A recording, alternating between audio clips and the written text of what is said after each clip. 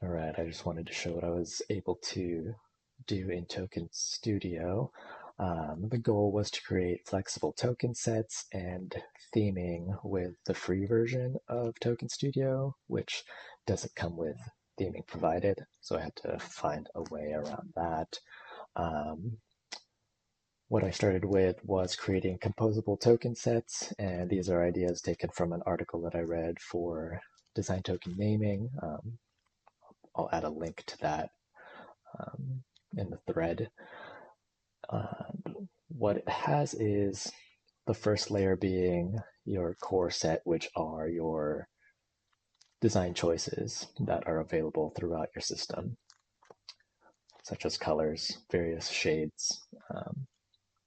The next layer is a semantic layer, a semantic set, where you can take the choices available in core and apply them to decisions that are specific to a certain scope. So let's say some of the core colors, like olive, is now scoped to the semantic color brand.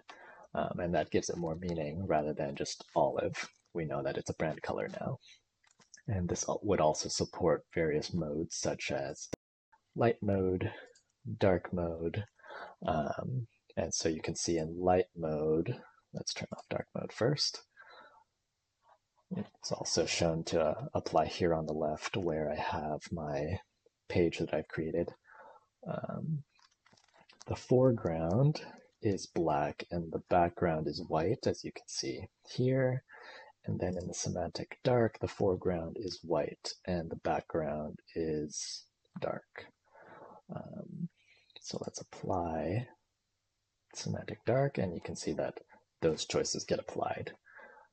Then for the third layer, which is components, this is more specific to choices or decisions that have been made for the components themselves. So here, let's look at button.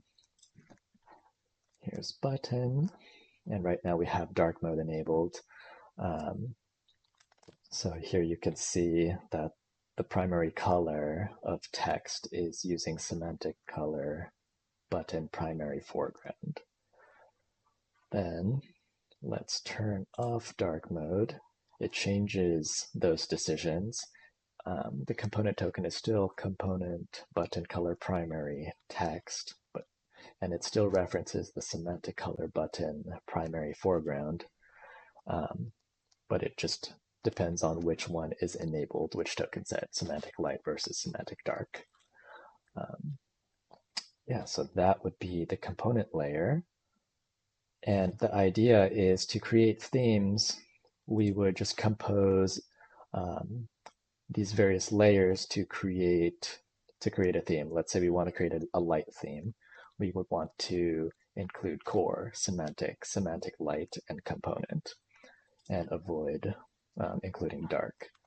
So that would give you the light theme for the page you're trying to apply it to. And same goes for dark. You would use dark and remove light. And now you have your dark mode.